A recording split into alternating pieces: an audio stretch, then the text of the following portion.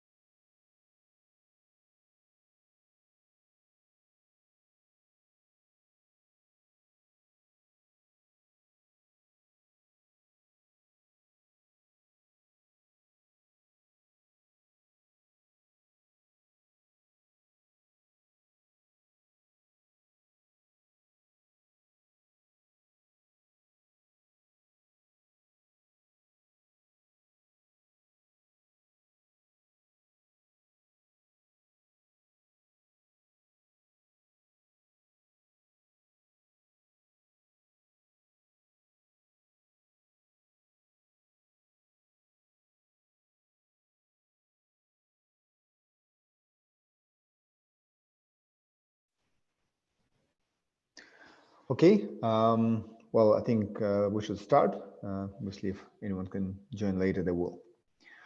Good afternoon, everyone. Thank you for finding the time to dial in and join the webinar. So I suggest we do the following way today. First, I will go over the results of 2021 for our operations in Kazakhstan for both Solva and Moneyman.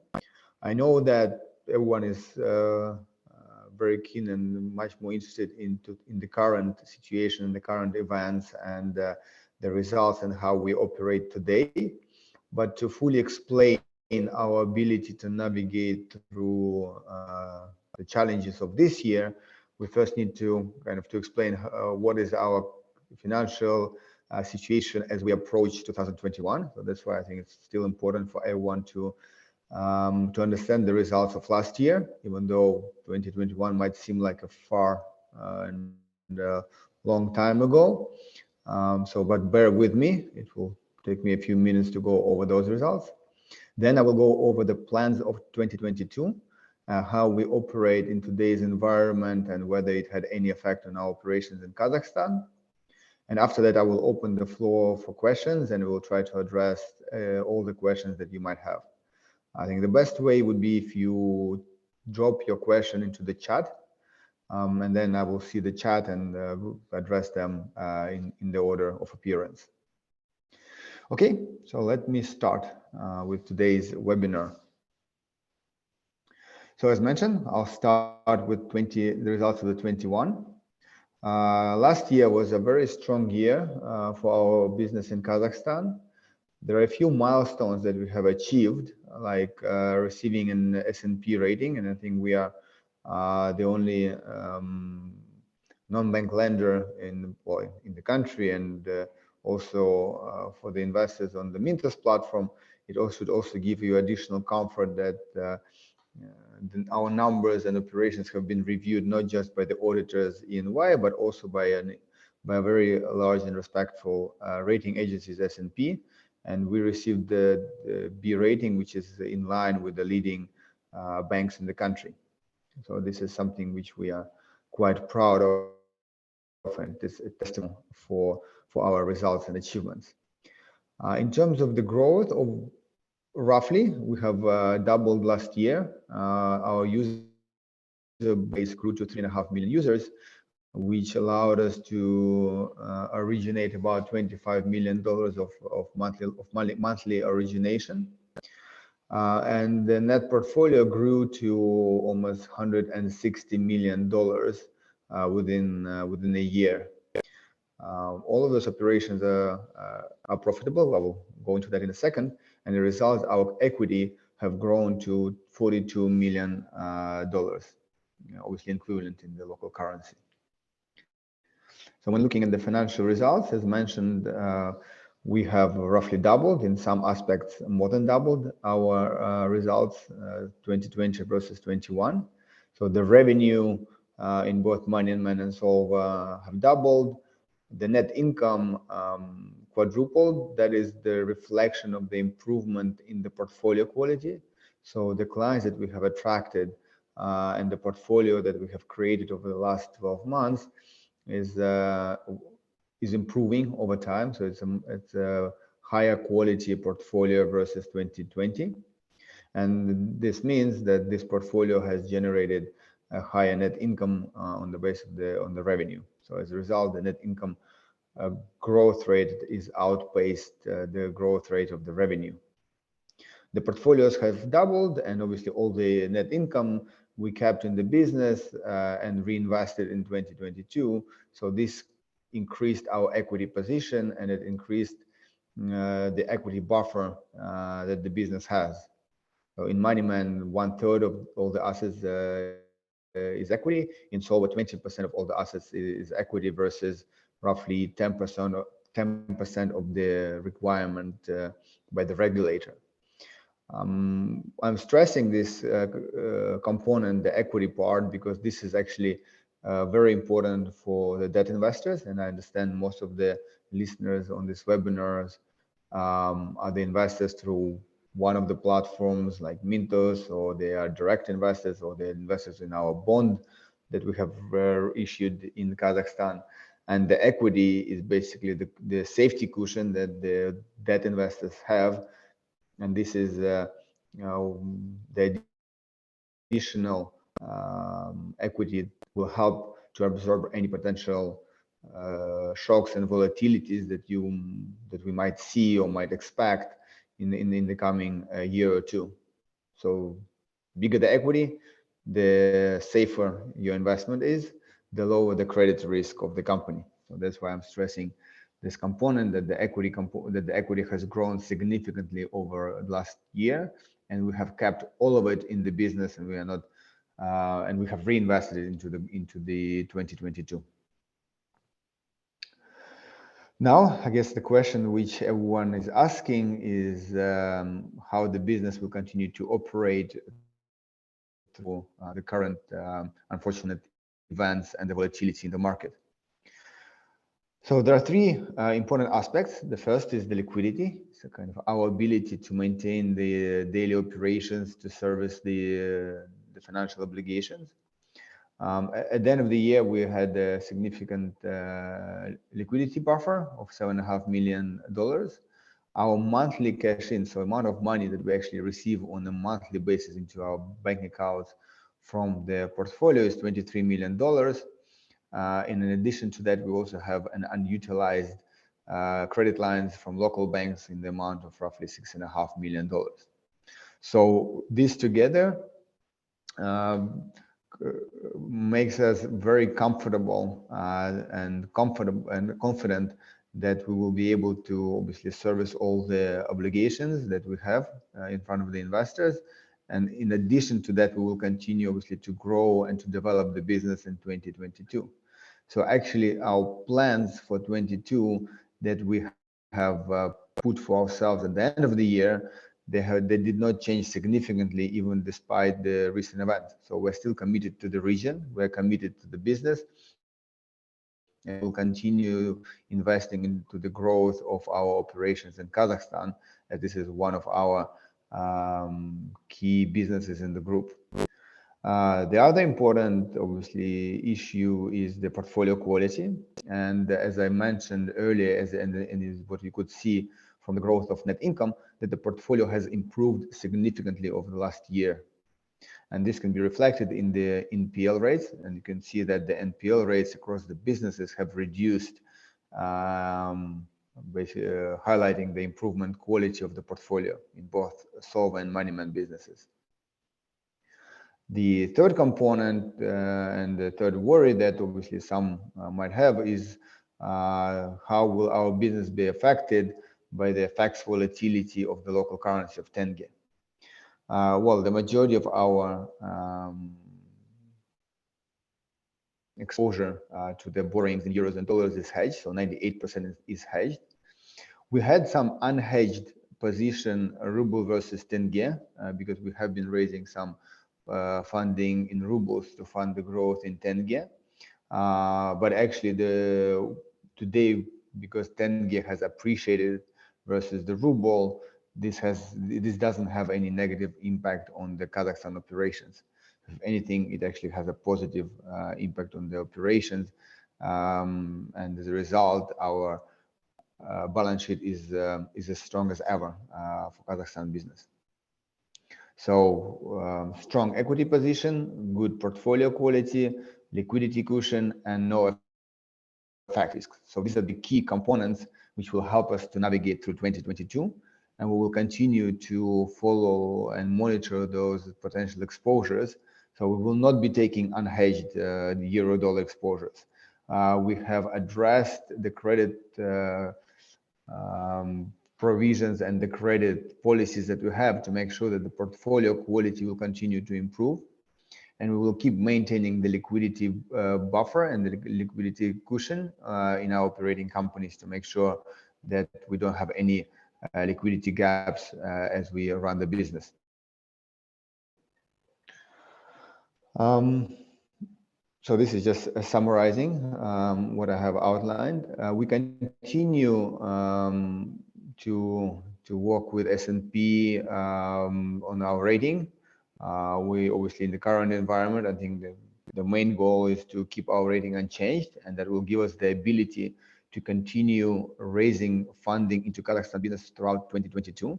Obviously, we hope that the war and the conflict will be resolved in the near future, and we continue our dialogue with all international large investors, and they are willing to continue operations and investments in Kazakhstan. So we are hoping to close a number of new credit providers this year, which will help us to grow the business. Kind of the macro shock or the volatility in the market is not new for us. We had various events in our 10-year history. Obviously, the most recent one is the COVID, and if you remember, in Kazakhstan there was a state of emergency introduced and a very strict credit holidays to the clients and to the customers. Actually, it was in that sense it was much more severe than what we are seeing today, and we were able to navigate through that 2 years ago to make sure that the portfolio quality is maintained, to make sure that we're able to service the funding, to service the investments, and as you know, we have met all our obligations with full interest coverage, etc. So that gives us an invaluable experience on how to manage the business in an unstable macro environment. And obviously, we are taking some of the lessons that we have learned through the recent kind of COVID crisis. We are applying to the current situation. Was in the beginning of the year there was some unrest in Kazakhstan. Obviously, now the conflict and the war between Russia and Ukraine, which resulted in a significant volatility in the markets, and basically the credit decisions which we have applied in the previous crises, we also apply them today. So as mentioned, stricter credit policies, making sure no FX exposure, and enough liquidity buffer to maintain our daily operations. In terms of where we want to get our longer-term strategy, we, in addition to the existing products that we have under Moneyman and Solver brands, we will add new products to our clients. We have recently launched Solver Lite, which is a kind of a smaller and a shorter version of a 5-year Solver loans. This is an interesting alternative to the consumer loans that Moneyman offers. So we will be offering up to $1,000 credit lines via the Solver cards. We will be offering also to our clients consumer refinance products. So if they have existing loans with other banks, we will be willing to refinance those obligations and attract the clients. For the SME, for the businesses, factoring and credit lines for a larger amount will also be available. So we continue to grow leading financial brands and leading financial company in Kazakhstan in both consumer and SME space. So this is how kind of our Solver Lite card will look like.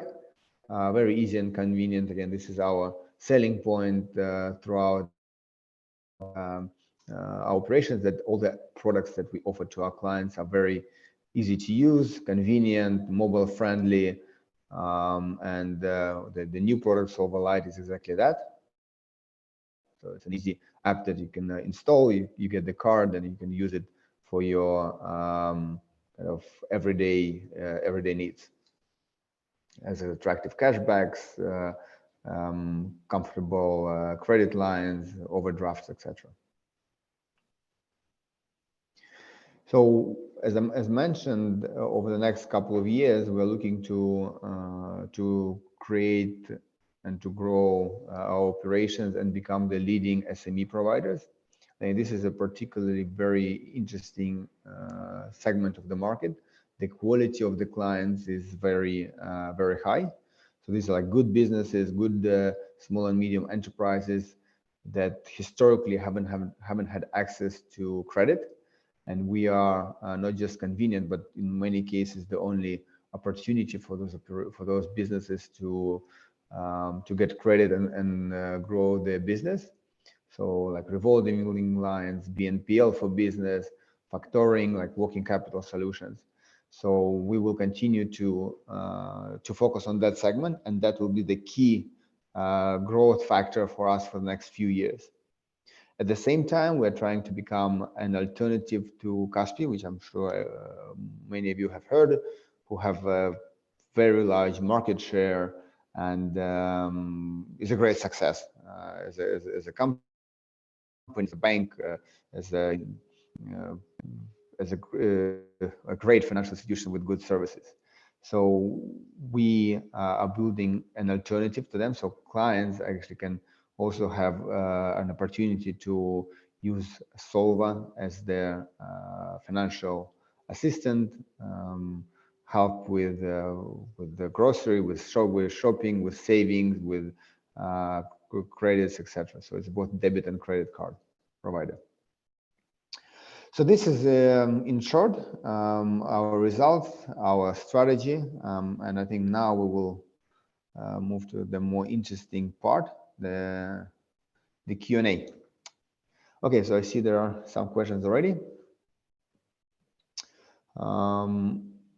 Okay, as a Mintos investor, considering that IDF Eurasia received money in ruble or euro, is it possible to find a solution where it could pay back 10 euro to avoid the ruble together? Okay, so the currency payment and is a common question that we see and we hear, and we're working together with Mintos to find the right solution, because there are a few aspects around that, and it's just not just concerning our company, but for example, some banks are not able or not happy or not willing to receive ruble payments from Russian banks, for example. And again, like the easiest would be just to pay and see what happens. But I don't think that this is something which anyone would want, because one of the risks is that those money will get stuck somewhere in the banks, and one bank will not be able to receive it. The other bank have already sent it. So the company has sent the money, the investor hasn't received it, and then it's like stuck in at some middle banks for weeks, months, or whatever. So that's why I know the Mintos team are working with their banks to try to understand which currencies they can accept, how can they do the conversion, and how can they then repay it to the investors. From our side, we're also looking at different ways to pay different currencies. Again, the regulation is changing quite frequently at this point. So I understand that there are some settlement issues, especially in rubles or tenge. But for that, I think I can reassure you that both us and Mintos are working hard and trying our best to resolve it. And this is not an issue, a question of credit worthiness of IDF Eurasia or any other company on the platform. It's often just a matter of like which banks are willing to accept which currencies. And at the end of the day, they're like we might need to open new accounts, or Mintos might need to open new accounts to service various payments from various originators. So here, the best would be just to, for the investors, I guess, to trust Mintos and the originators who have been the partners for many years, and the solution will come to avoid any delays in the settlement. And this is one of the reasons for the pending payments that you can see on the platform. Are you using intermediary bank in Russia for Kazakhstan? Don't really understand the question. There is operation in Kazakhstan, and in Kazakhstan we have banks in Kazakhstan for our operations. There are banks in Russia which are used for our Russian part of the business. So there's no intermediary bank between them. How significant is the cost of hedging? Well, the good thing is that we've done the hedging before everything started and started becoming much more expensive. So the hedges that we have in place are now actually playing in favor of IDF Eurasia. They're all very deeply in the money. So for the next, I guess, foreseeable future, we'll be receiving a positive settlement with from our hedge providers. And this will be the money which will offset the devaluation of the currency. So even despite the devaluation of the currency, we should still have strong financial results in euro equivalent. But if we are to do the hedge today, the cost of hedge for tenge, it's like it's getting 15-16%. It's very expensive these days. So we would be aiming actually to fund the business in tenge mainly, because the hedges has become quite expensive. Is there any well, there's no limit for hedging. The question is the price and the amount you're willing to hedge. If you do billions, if you probably do billions of dollars of equivalent, yes, you move the market. But for the benefit of of the originators on the platform and ourselves, the market is deep enough to hedge our exposure. So as far as we're concerned, there's no limitation.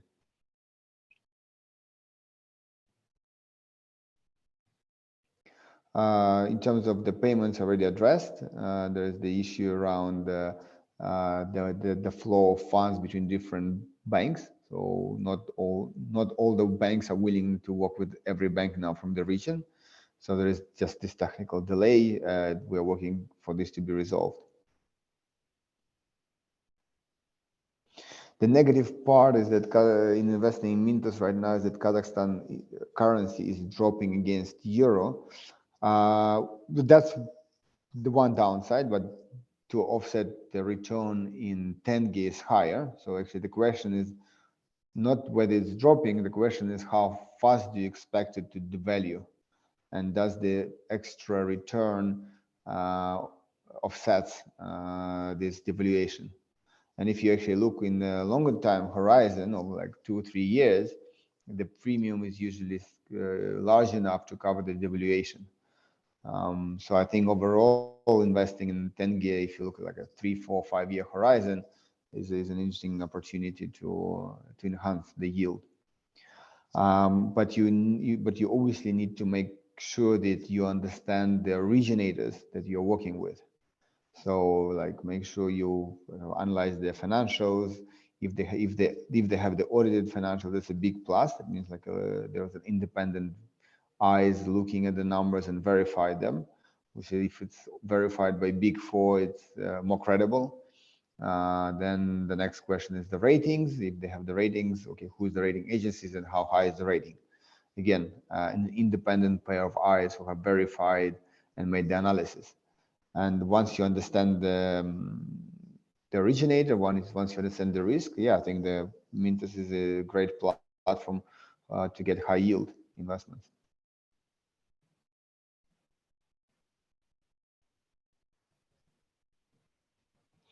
In terms of, again, the payments we already addressed, so where there's a technical issue, we're resolving it. Where we are able to make the payments in terms of the bank transfer, we already made. So, for example, the last payment was made, I think, as a Friday or Monday, so you should receive it today, I guess. I'm not sure how quickly the Mintos can process it.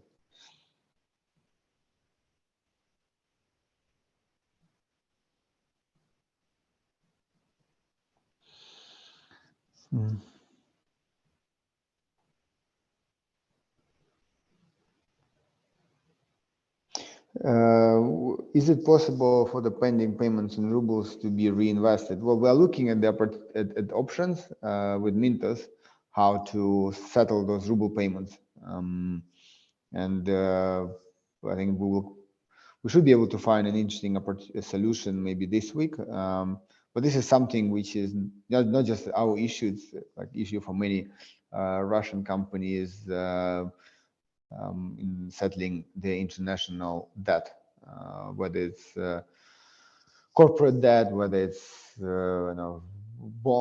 public bonds, whether it's bilateral loans. There are issues around servicing those loans to offshore, or not offshore, like to European entities due to the recent legislation, and we are working hard to find a solution for that.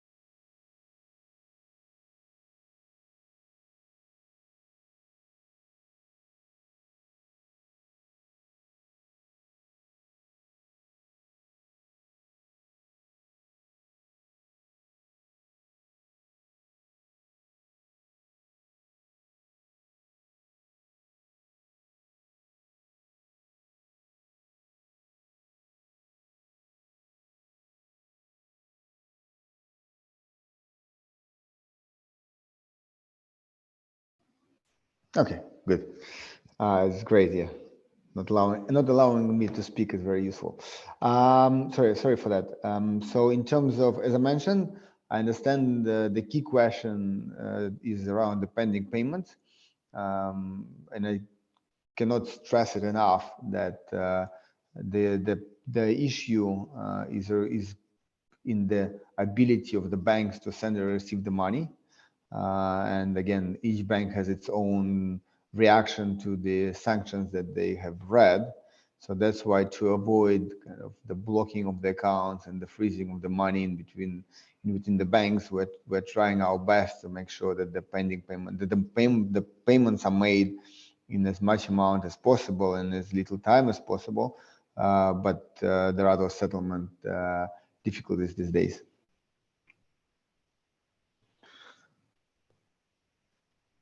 what percentage of external funding is covered by Mintos investors? For Kazakhstan business, Mintos is around. It's a big part. It's about a half of the investment. So Mintos is definitely is an important partner for us, and everyone on the Mintos side is the investors. They're important partners for us.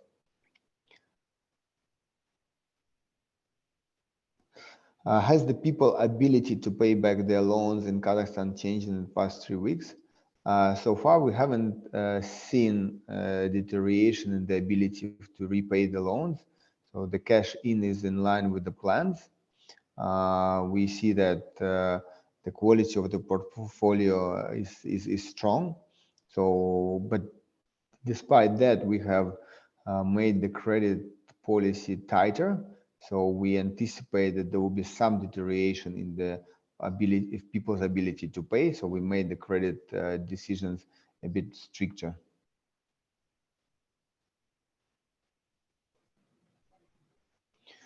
What is the reason for the, so if the reason for the late amounts, if the question is on the pending amounts already addressed in terms of the NPLs, well, the NPLs are actually reducing over time, but obviously feel free to send more questions or more clarification. We are finalizing the audit now, and we'll be able to share the audited financials with obviously the information on the NPLs, the portfolio quality, etc. To be good to share this information with Mintos investors every 6 months, not just every year. I agree. I mean, we do try to make our webinars at least semi-annually. I think the last one on Kazakhstan was less than 6 months ago. Apologies if the information about the webinar wasn't distributed to everyone, or you've missed the announcement. But rest me, like I'm telling you that we will continue to make regular webinars at least 6 months, and that has always been our practice. Like during the COVID, we did it even more frequently. So we will make sure that the information about those webinars is available for everyone.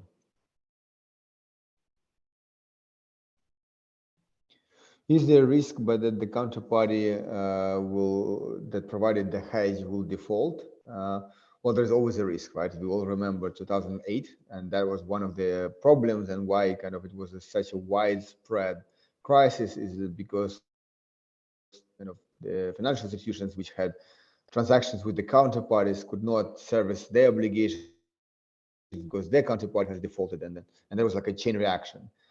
Is there a risk that there will be chain reactions in the financial institutions in the region? Well, there's always a risk. We have done our hedges with the largest financial institutions available in the region. So this helped us to minimize this risk. But is there a risk? Unfortunately, yes, there is a risk, right? As we've seen, no one is guaranteed against default, and like Lehman Brothers defaulted, like many other large financial institutions have defaulted. Like, how big is the risk? Like, we continue to monitor those counterparties and monitor and assess this risk. We see it as a small risk, but there's always a risk. How much more expensive has the currency hedge become over the last weeks? For tenge, it's probably like 1.5 times more expensive. For rubles, it's at least double the price now, more than double the price. Because at the minimum to hedge ruble, it was like 5-6%. Now it's closer to 15% to hedge the ruble. For tenge, I think at best it was 10%. Now it's around 6 and 17% to hedge it.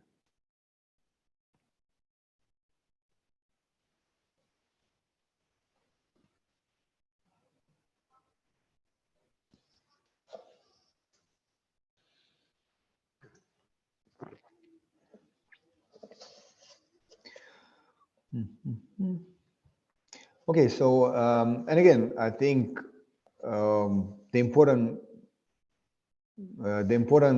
message. I'll address the question in a second. The important message is like we are here. We continue to operate. we're not going anywhere. Kazakhstan remains to be one of our key priorities. It's not our first kind of crisis, or not the first tough times that we had while operating the group. There were a number, including the kind of the unrest, the currency volatility. If you remember, when we started, the tenge was around 130 or 150 to dollar. Now it's 500. And actually, the last movement was from 430 to 500, which almost you can call it stable. Because like a few years ago, it jumped from 150 to 300. So it's not the first time we lived through a significant devaluation of the currency. We have always been hedging it, and this time it's not an exception. So we're well prepared for the volatility in the local currency. We are well prepared for the volatility in the portfolio quality. We have addressed the risk of people's inability to repay by making the credit policy much tighter. On the other hand, because we see now that the quality of the clients that are approaching us is actually increasing. So like many financial institutions in the region stopped their activity because some of the companies were unable to continue or decided to put the operations on hold, and we are getting their client inflow now. And those clients are like a better quality client than what we have seen previously. So all in all, like the worsening of the ability to pay, the improvement in the core clients inflow. So overall, we are quite confident that we'll be able to achieve the targets that we have set to ourselves this year. So Kazakhstan banks are having trouble to find bank in Europe that will accept the money. You can put it that way. Yes. So banks in Europe have become more careful or more worried about accepting the money from Kazakhstan as well. They're not able to accept rubles, for example. It's difficult to do the FX in both Kazakhstan and Russia now. The market is very volatile in terms of FX. So yes, there are difficulties, or it's not as easy or as smooth as before to send money from country to country. So because the central banks in both Russia and Kazakhstan, they're trying to stabilize their currency, and one of the methods to stabilize the currency is to reduce the outflow of dollars and euros, because if people are going to be using tenges to buy the euros and dollars, it will kind of put additional pressure on the valuation of the currency. So it's more difficult than before to send the money to Europe, yes. Is it still possible? Of course, there are obligations and we'll continue to service them. But unfortunately, there are limits, and as a result, there are some delays.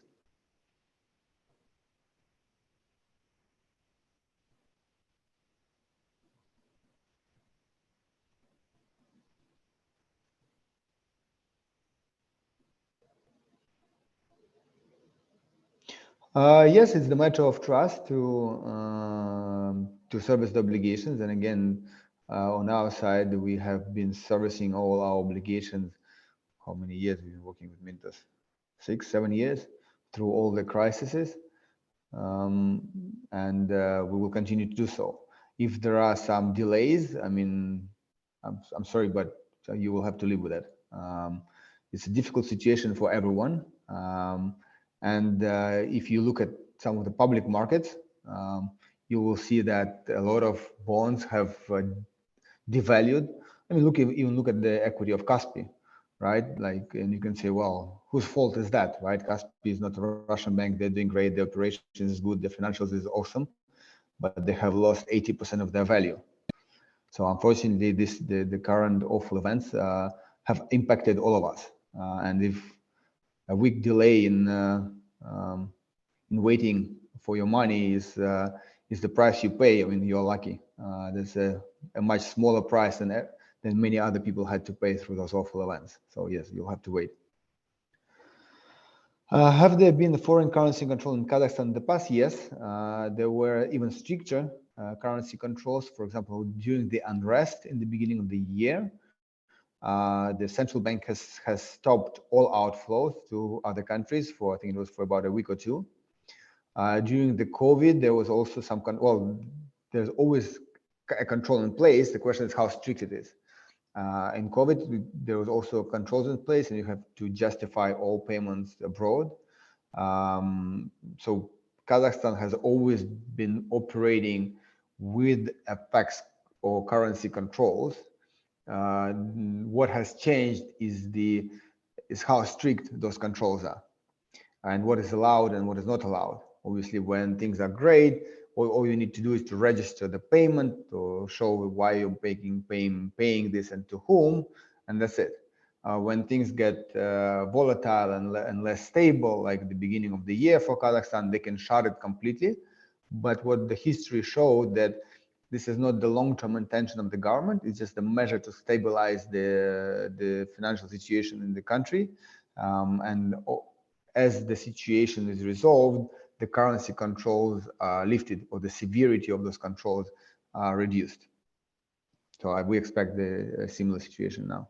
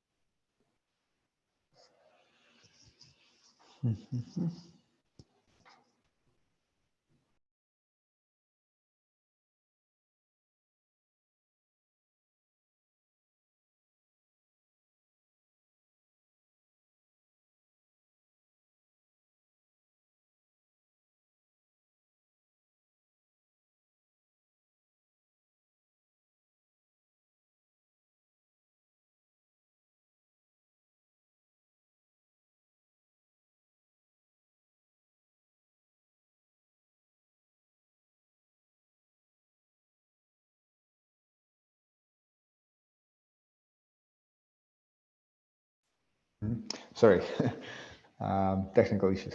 Okay, so Russia, yeah. Are there foreign currency payment restrictions in tenge like in Russia? Well, as I said, there are currency controls. You always have to justify the payment, and obviously when the situation is becoming volatile, it's either more difficult to justify the payments, or it takes longer to justify the payment. Sometimes it's not done by like an official decree. So sometimes you're not gonna see that there is an official presidential decree or ministry decree that will say that the amount of payment abroad is limited to an X amount, but there is an instruction to the banks to reduce the payments abroad. And then as a result, the payment is delayed. So the control of the registry of the payment will take a week instead of an hour. So unfortunately, like you do have this in Kazakhstan those days.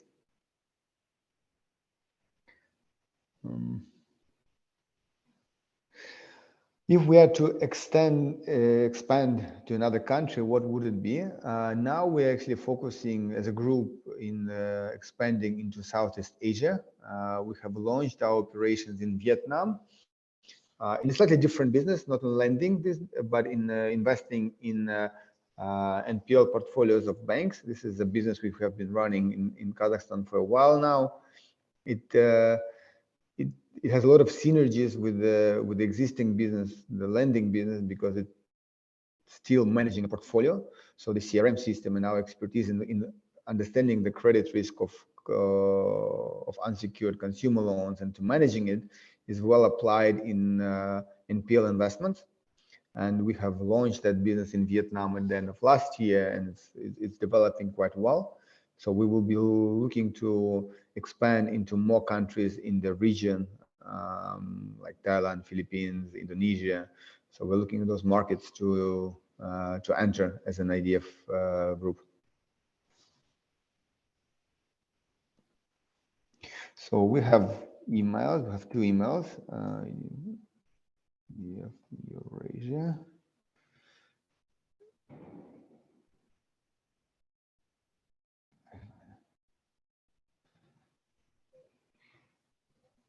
You can always reach me at this email.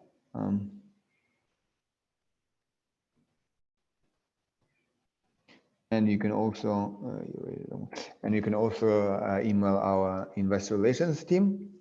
Obviously, we will respond and answer all the emails. If it's the kind of the IR team, there are a few people looking at it. If it's my personal email, it's just me looking at it. So I will try to reply as quick as possible, but it might take a few hours though. But maybe not an immediate reply, especially if it's busy days. But we'll definitely feel free to email questions, suggestions, how we can improve our communication. I mean, we do have monthly reports that we send. We do have our financials that we post. There's an S&P rating which is available.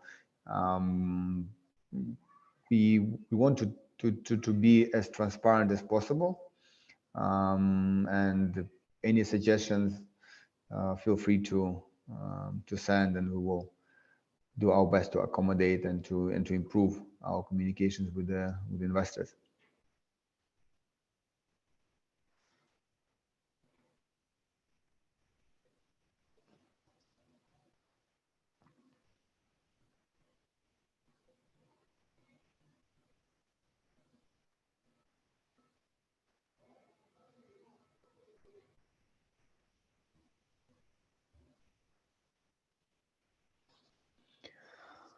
Okay. Well, thank you everyone for your questions, for your time. I appreciate it. It's a tough time for everyone. People are worried. There are a lot of uncertainties. As mentioned, we're here. We want to get through all of that as much as you do. We stay committed to the operations, to the business, to Kazakhstan. So we definitely want to come out of it with the trust and with the support of our partners, with our investors. Unfortunately, as mentioned, there are some issues in making the payments between the accounts. I mean, it concerns the company, it concerns the people. I mean, I'm sure you're aware that like some banks have issues with working with kind of people from the region. Like it's something which concerns everyone, but we'll get through that and find the best and the quickest solutions that we can. Okay, thank you everyone. Have a good day.